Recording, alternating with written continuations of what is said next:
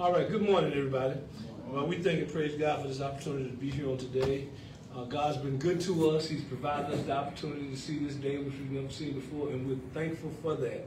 And to all of you that are sharing with us, we thank God for each and every one of you, our regulars, as well as those of you that are new, and those of you that may be coming in on the replay. We thank God. And then those of you that are with us in-house on today.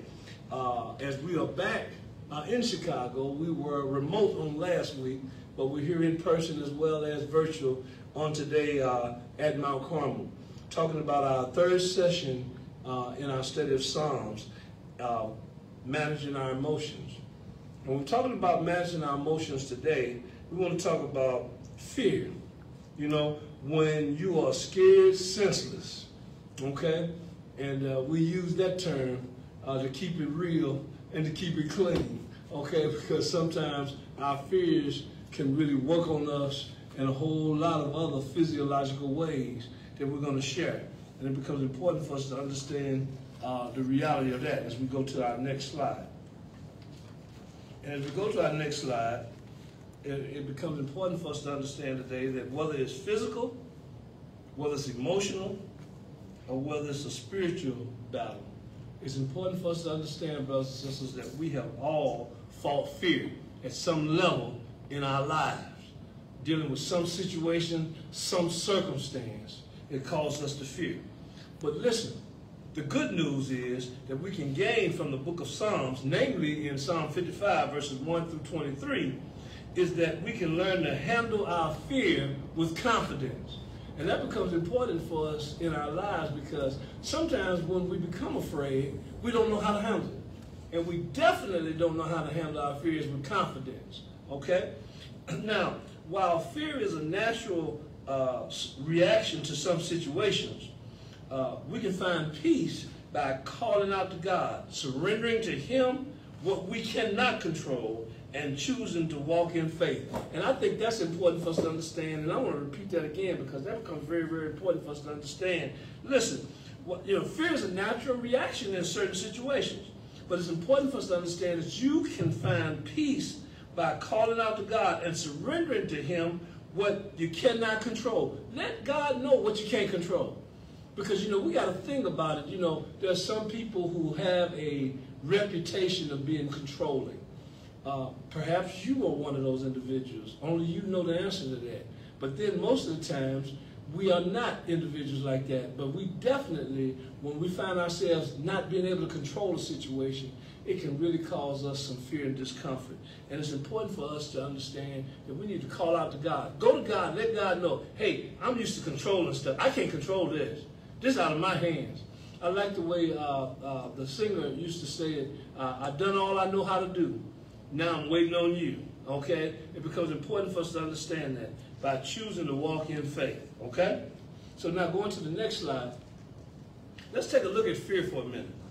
Now, there's been polls, and one of the polls is a Gallup poll, and asked Americans, what are they most afraid of? 51% of people are afraid of snakes. I'm one of them. 40% of people are afraid of public speaking. Don't want to get up before folk and say something. Don't want folk looking at them while they're speaking, okay? 34% of people are afraid of being closed in small spaces. Okay, they don't like being closed in. It's uncomfortable to them. Claustrophobic is the word that we use for that, right? And then 27% of people are afraid of spiders and insects. Okay? It becomes, sometimes if you want to make folks scream and run, show a spider. Or have an insect crawl across the table, okay, or jump off, whatever. And then 21% of Americans are afraid of needles and getting shots. And again, I must admit that I'm one of them, okay? All right? And then 20% of people are afraid of mice, and 18% of people are afraid of flying, okay? And that's real, because in this world in which we live in, that causes us to transportation take us from one place to another. Flying is, our airplanes, jets are sometimes the fastest way to get us where we need to go. But there's some folks who rather take a train, or rather drive the car, than fly the plane, okay? Even when people go around saying that it's more dangerous to drive the car than it is to fly the plane. Yeah. Book me on the plane, on the train. Book me in the car. Give me some gas money. You know, there's some people that just don't like it, okay? And that becomes important for us to understand, okay? Any questions or comments? Yeah. Yes, sir. This thing about close the small spaces. Yes, sir. I can imagine what that feel like when you buried alive. Right. And you know what? It's interesting that you should say that, because some people have those kinds of images in their mind when they're in closed spaces. You know, we've seen a lot of movies, and we've seen a lot of people that are buried alive, or whether they are buried alive as hostages, or whether they are buried alive because they've been in a cave or an explorer, things of that sort. And sometimes those kind of images enter our mind when some folk are in closed spaces, and that's what makes them afraid. So you're absolutely right. It becomes important for us to understand those are real fears, you all, and it's important for us to own up to them. Every one of those fears that I made mention of, whether you are afraid of them or affected by them or not, they're real to somebody. Okay? And it becomes important for us to understand that. Maybe that someone is you, and maybe that someone is someone you know. But it's somebody. It's someone that's affected by fears. Okay? Now, going to that next slide, we see that the fears that were named in the poll are fears that we may be able to identify with. But oftentimes, and this is important, our fears cannot be named until we face them. Sometimes we don't know what we're afraid of until we face it. Okay? And you don't know that you're afraid of your outcome in an examination or a test until you get ready to take it. Before you had that examination, you never thought about, well, I'm afraid of taking the test. I'm afraid of an examination. But then it comes time for you to take one, and you start saying, oh no, I don't know if I can handle this. I don't know if I can answer these questions. I don't know if my outcome is going to be good. You know, there are different things that we have to prepare ourselves for because we don't face them. And that's just truth, okay? But another truth I want to share with you is this, that some fears are intense and overwhelming. Some fears that we have can cause us to lose sleep at night, okay? And keep us up all night. It'll cause us to not sleep at all. Or cause us all kinds of physiological feelings, a stomach ache, or upset stomach, or whatever the case may be, headaches, or whatever the case may be. And some fears can even cause us to faint, to pass out. Okay, and it because some of those fears are intense, and those things are overwhelming. Now, having said that, it becomes important for us to also have, as you can see, I hope you can, that some fears simmer in us for a long time. Okay, we don't know that we have that particular fear of those situations, and they don't affect us until the situation or the circumstance engages us. Okay, we don't know how afraid we are of singing until somebody asks us to lead a song. Okay, we don't know how afraid we are of praying aloud in public until somebody asks us. Okay, we don't know how afraid we may be of reading out loud until someone asks us. Okay, those are fears that are simmering within us, of the many others that are simmering within us, until the circumstance or the situation engages us. Now, going to the next slide, I want you to think about something. And I want you, those of you that are at home, you can fill this out, or you can put it in the text box if you want, or you can fill it out at home. Those of you that are with us, you can just write this down at your leisure time if you're not able to write it down now. But I want you to think about it if you do nothing else. What are you most afraid of? Are you most afraid of failure? Think about it. Are you most afraid of danger with your family? Are you afraid of when your children are out there in the streets, or when they're out there playing, or when they're off in school, or when they're off in the military? Are you most afraid of surviving retirement? Okay, I've been working and I've been getting a regular check for 30 years, and now I'm dependent on a set amount of money. I am truly on a fixed income. Am I going to be able to live the same kind of life I've been living? Because I can't work, you can't gain overtime off of retirement, okay? So now, you know, I used to work a little overtime and make a little extra money. Am I going to be able to survive now, okay? Or what about illness? You know, hopefully I'm not sick I'm going to have an illness that's going to slow me down, change my life. Okay, it becomes important for us to understand. And I want you to think about that. Think about 3 of the things that you are most afraid of. And put them down. Think about them. That's just you. Okay? Just you and you. Okay? But it's important that you think about those things because you can't begin to deal with your fears until you are able to admit what the possibility of some of your fears might be. Okay? That becomes important for us to understand. You have to be clear and honest and transparent with you.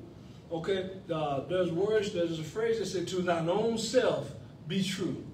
Okay? And that becomes important for us. You have to be true to yourself. Okay? And sometimes we're not honest with ourselves, and we definitely can't be honest with God because we hide it from ourselves. We're denying from ourselves. I don't want to think about it. I don't want to think about it. Well, you need to think about it. Okay? You have to think about it because it ain't going nowhere. Okay? Questions or comments? I think one of the things that most people, including myself, is afraid of is failure. Okay. A lot of times as leaders, you're asked to do stuff. Maybe you've done it before, maybe you haven't, maybe they've done it before, and maybe, you're trying to satisfy people, and sometimes in a leadership role. Water while you talk. Go ahead. You want everybody, I won't say be happy, but you want everybody to be blessed by whatever you're doing. And so sometimes it's a fear of that's not going to happen. And so sometimes you can overplan a thing because you're thinking about everybody else. But if you go to God first, then and ask Him to help you, sometimes or most of the time, the failure is not so bad. Because there's sometimes, if you know what I mean, it's like it didn't work, but you did the best you could. Well. Sometimes, Sister Jones, the word success, or the word blessed is code for successful. We want an event to be successful, but we'll say we want it to be a blessed event. But what we're really saying is that we want it to be successful. We want it to be room for everybody. We want it to be food for everybody. We want it to be materials for everyone. We want it to be space for everyone. Well, we want to make sure that we have enough money to carry us through the entire event. Okay, we want to make sure that everyone leaves satisfied, knowing that they've received what they were supposed to receive, whether they were a presenter or a receiver. Okay, whether there was lodging involved or whether there was food involved, or whether there was presentations involved, or whether it was the distribution of materials involved, or whether it was the bringing in of a special guest that's involved. Whatever those cases are, the possibility of failure is always a real fear in the lives of people, even to the point of preaching a successful, a complete, a understandable sermon, teaching a good lesson, okay? Singing a good song, making sure I know the words to all the songs that I'm leading, or make sure that I'm singing my part in my voice, whatever the case may be. If I'm an usher, making sure that I remember the signs that people are pointing toward me at, or make sure I know when I'm supposed to be that lead, and things of that sort. There's a number of those kinds of things that can cause one of our fears to be fear of failure. You're absolutely correct as it relates to that. Anyone else?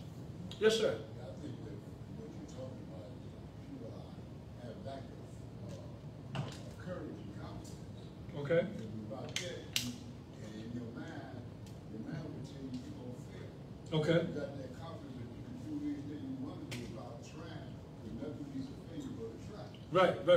Right. And so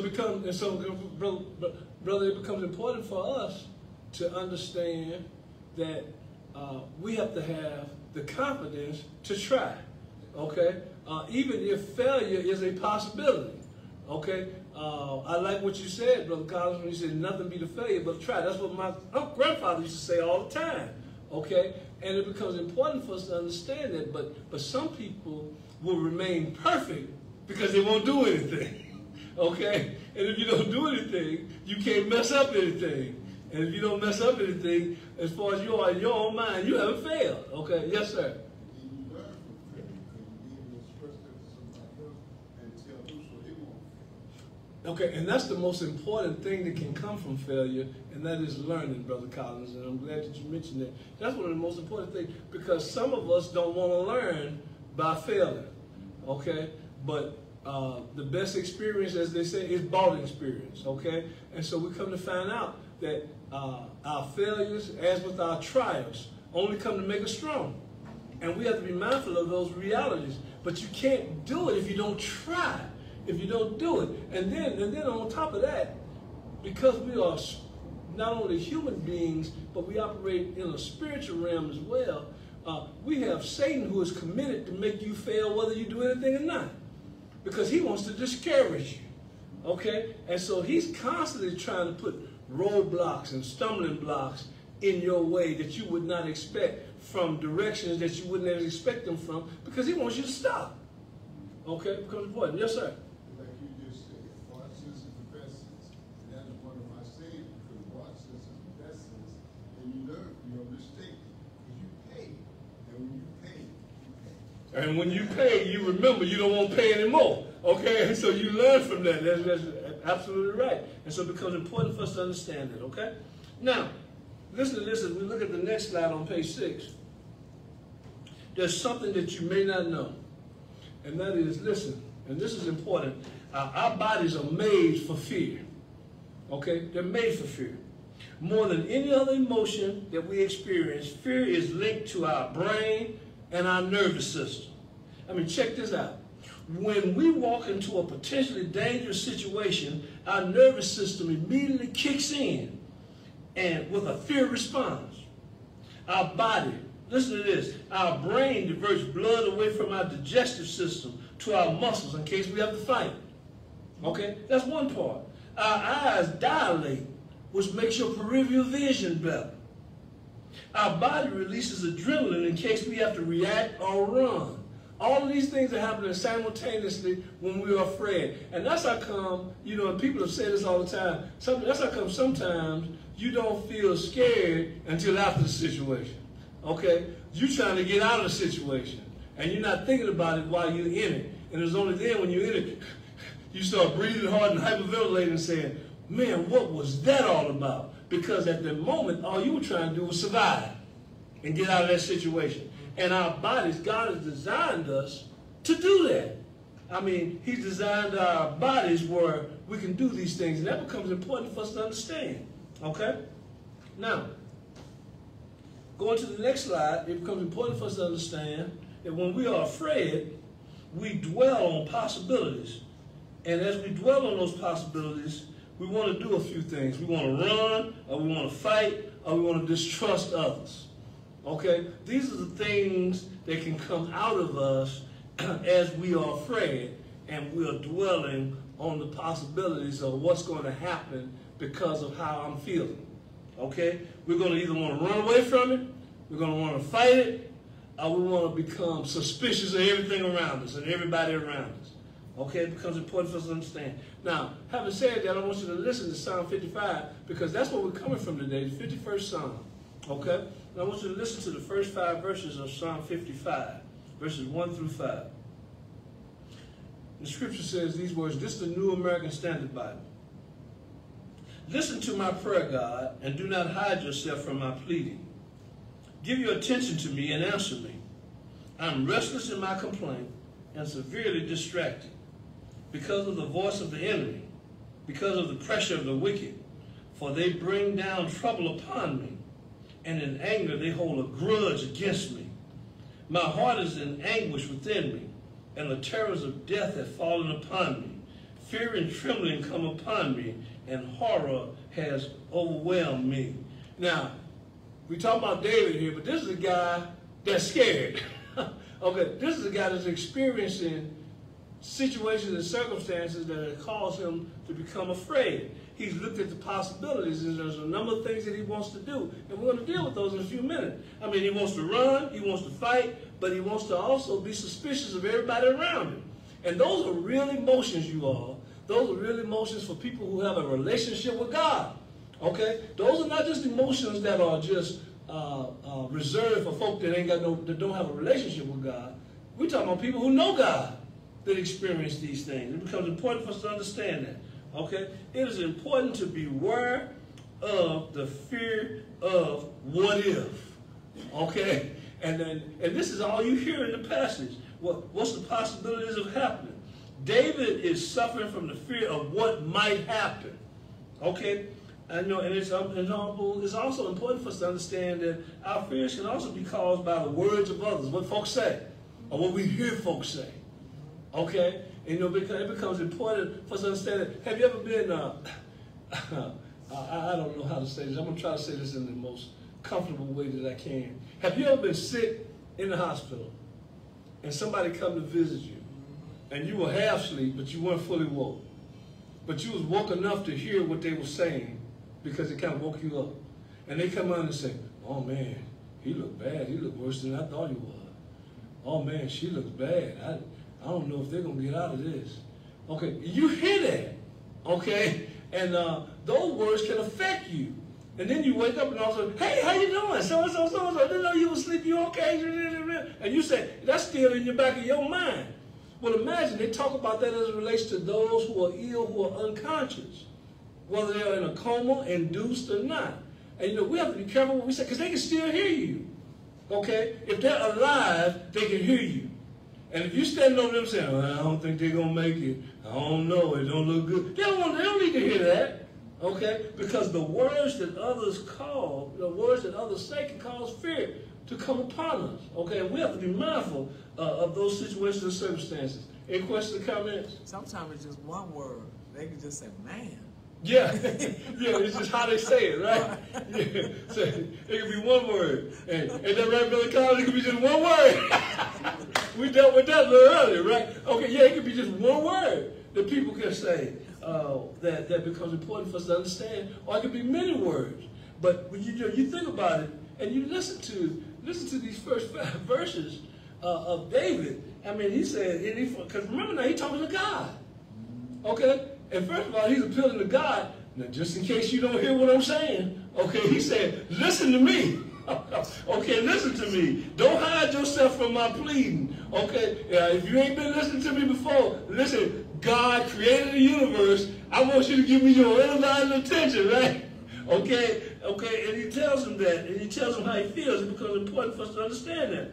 And notice the full transparency, going to the next slide. Notice the full transparency of David to God in verses 6, 7, and 8. I mean, he says David is ready to fly away. He's ready to run from his fears. In verses 6 through 8, he says these words. He says, oh, that I had wings like a dove. I would fly away and be at rest. Behold, I would flee far away. I would spend my nights in the wilderness.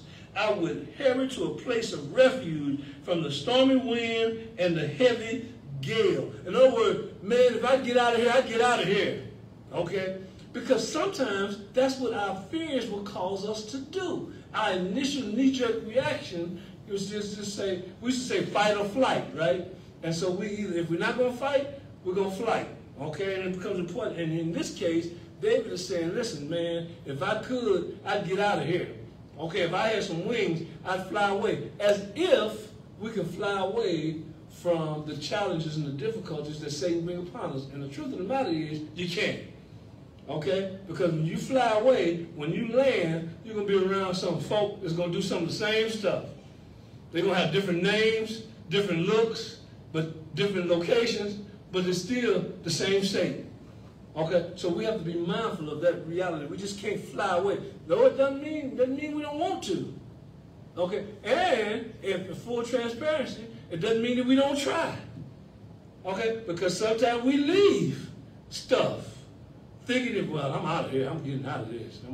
I'm getting away from this. Okay, I don't want to have nothing to do with this. And it becomes important for us to understand. Okay, so now I want you to think about this as we've shared this particular moment.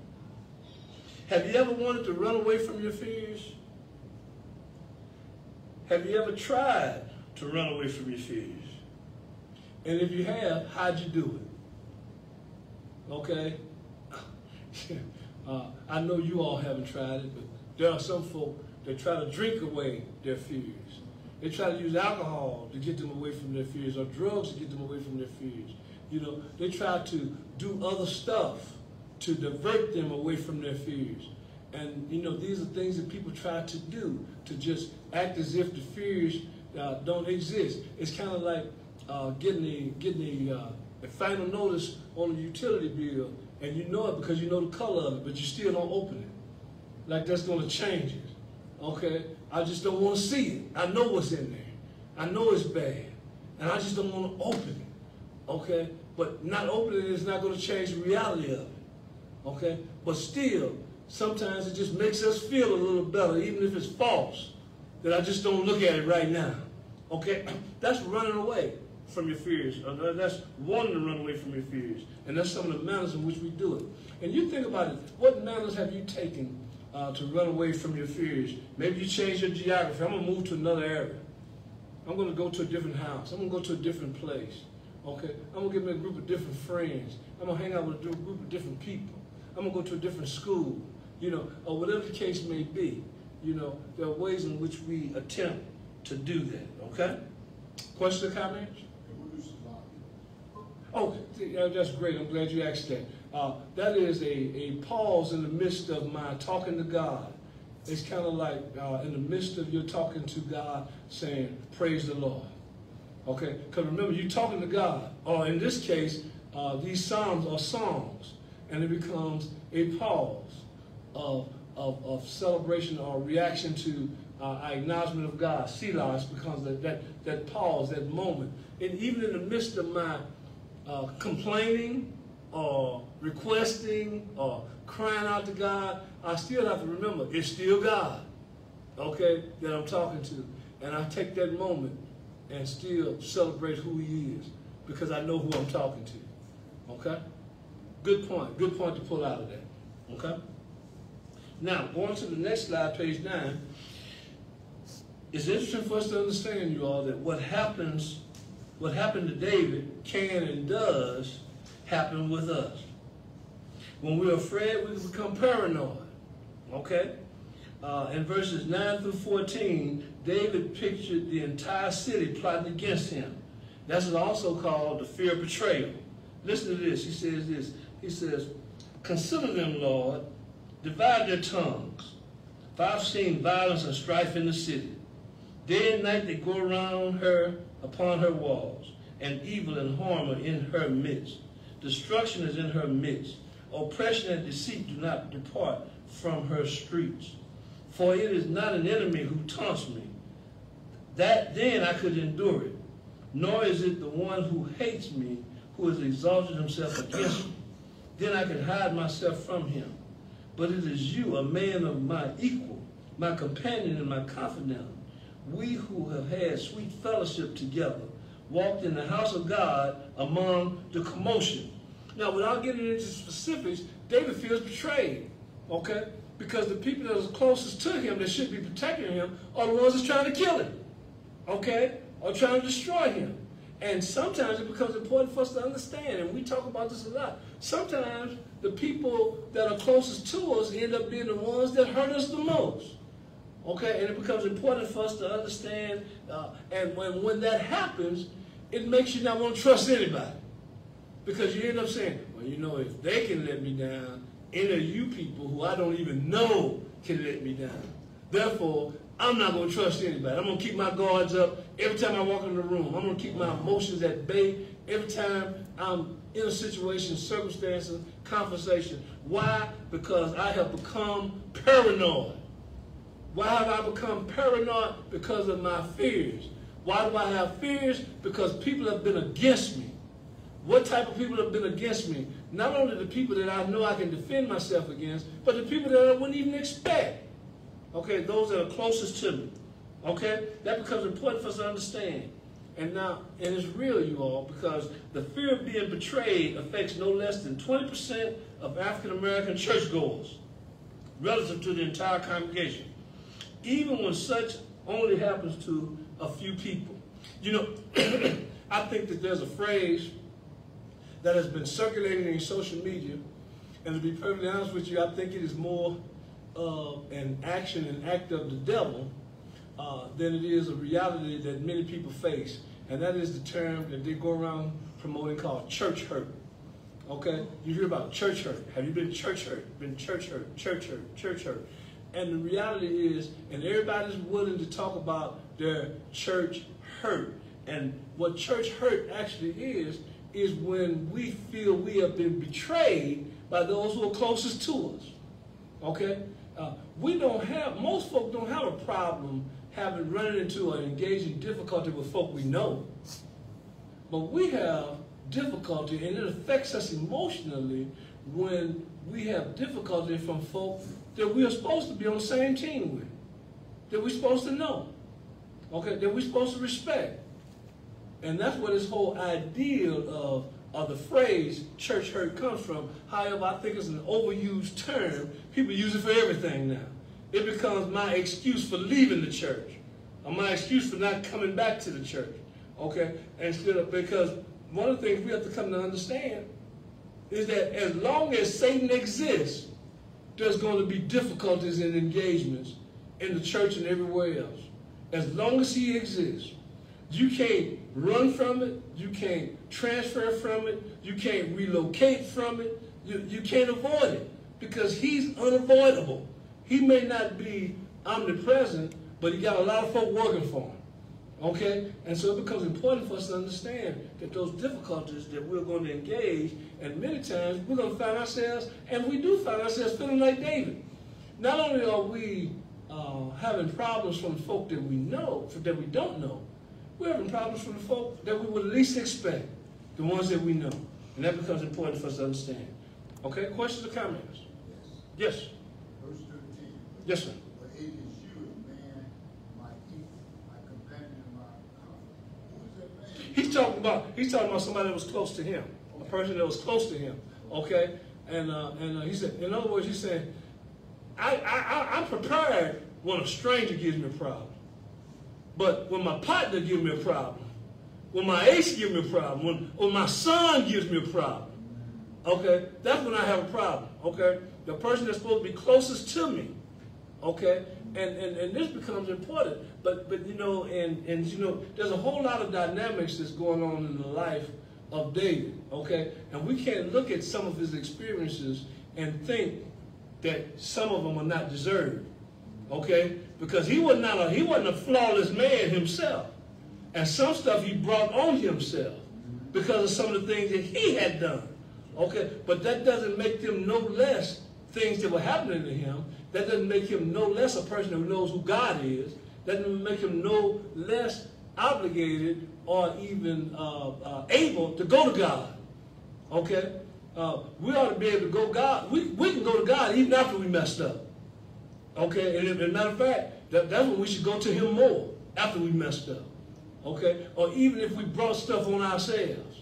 Okay, we should be able to go to God. Okay, and you know, and David has had a number of individuals. You take Saul, for instance. He loved Saul, who was his king. Saul tried to kill him because he was jealous of him. Okay, you got David in his own family. He had his own sons trying to kill him. Okay, and so, you know, you had a number of situations and circumstances that he had to deal with that he went to God about. Okay? And he said, listen, I can deal with these strangers coming at me. He said, but man, when the folk closest to me is coming at me, he said, it's a bit difficult. And that's important for us to admit that. Because sometimes those are the things that keep us from going to God. Okay? When we get that betrayal that hurts us so bad that we don't want to have nothing to do with them, God, the church, nobody else. Okay? But David, even in the midst of his own infallibilities, David in the sense of his own vulnerabilities in being attacked, in the midst of all that stuff together, David still knew to go to God. Okay? And we've got to know that. Even as we make our own mistakes, and even as folk attack us for doing stuff we ain't do nothing to them, we still can't look at all that and say, well, I don't want to have nothing to do with nothing. I'm out. I'm done. Go to God. When you can't go to no one else, go to the creator of the universe. Okay? Questions, comments? Okay, so listen. So now, we talked about the flight or the running response, or crying out response, but there's another response, and that is to fight.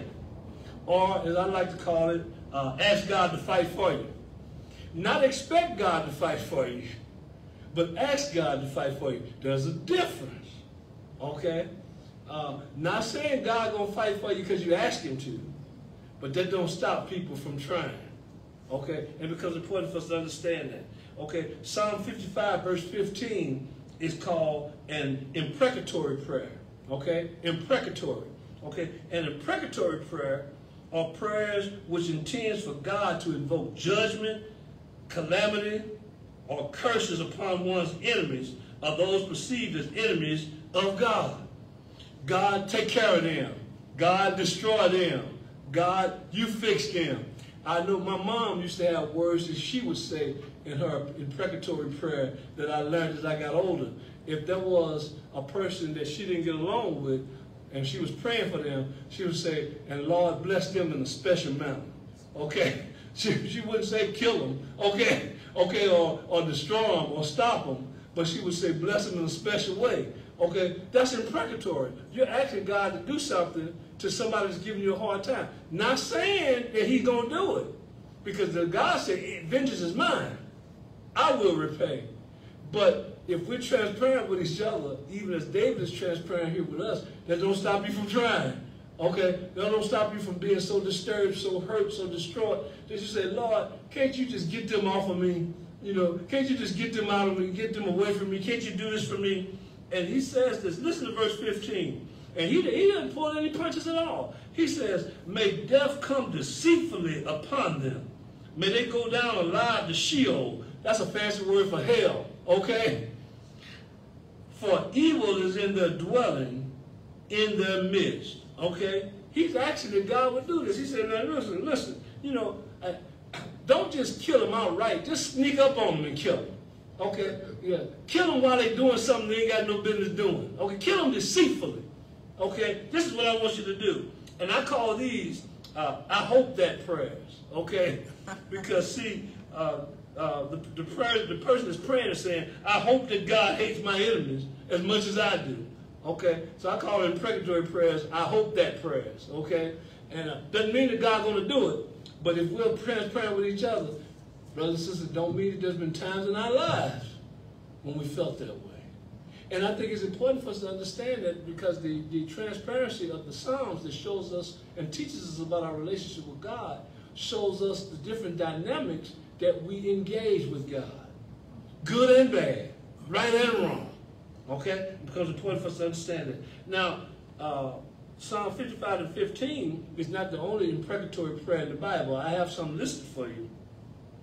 In Psalm 5, of course, then Psalm 10, Psalm 17, Psalm 35, Psalm 58, Psalm 59, Psalm 69, Psalm 70, Psalm 79, Psalm 83, Psalm 109, Psalm 129, Psalm 137, and Psalm 140. And for those of you that are saying right now, Pastor Jones said that too fast for me to write it down. Okay, just go into your Google search and put imprecatory prayers in Psalms. Okay, and they'll all come up for you. Okay.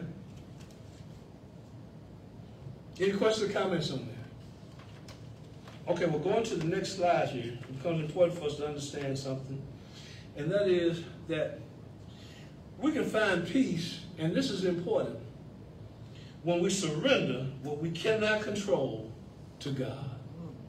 Okay, that's a tough one, because we so whether we realize it or not, we want to be so hands-on in our situations and our circumstances.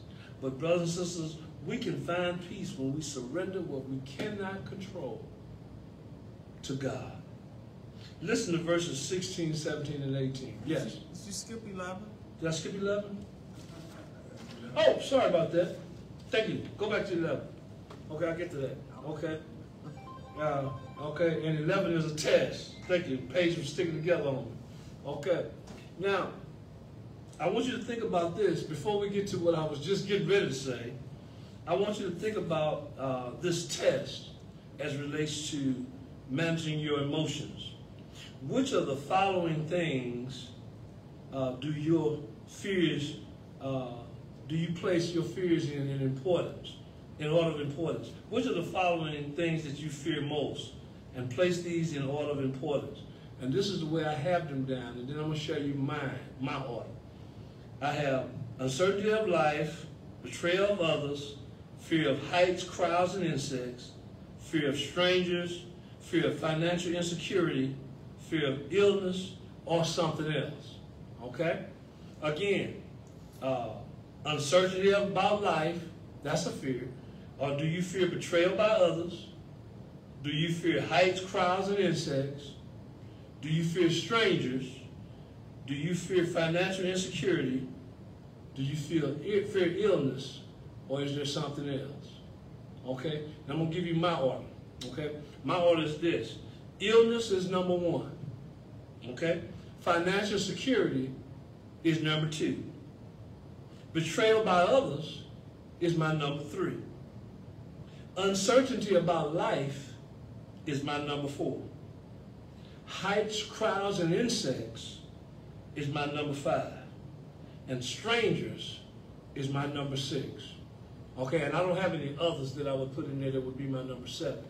But you think about this, as you can see it on the screen here, and you think about these 7 possibilities, 6 for sure, and you ask yourself, what order would I put these in my own life? What order would I put uncertainty of life, betrayal of others, fear of heights, crowds, and insects, fear of strangers, fear of financial insecurity, fear of illness, or something else that's not listed? Think about that, because that becomes important for you to know you and what your fears are in your life based on this list. You may have 7 totally different things, and that's cool too, okay? But I think you should think about it, okay? You should address it and have it for you. Now, I think I'm ready to go to page 12 now. Okay? Is that right? Am I ready to go to page 12? Yeah. Let's see if I got it all scrambled up here. Okay, there we go. Now, because it's important for us to understand that we can find peace, again, when we surrender what we can't control to God. Listen to verses 16, 17, and 18, and I'll read them for you. And remember now, this is David talking to God, okay? He says, as for me, I shall call upon God, and the Lord will save me. Evening and morning and at noon, I will complain and moan, and he will hear my voice. He will redeem my soul in peace from the battle which is against me. For there are many who are aggressive toward me. Okay, listen. David is going to God, and he's saying, first of all, in all my difficulties, I've told God how I felt. I've been honest with God. And I think, I think it's really neat that we get a chance to eavesdrop on David's going to God. Because most of this stuff, if we're going to talk to God about it, we're going to do it in private. We're going to do it in our secret closet, as we say, right?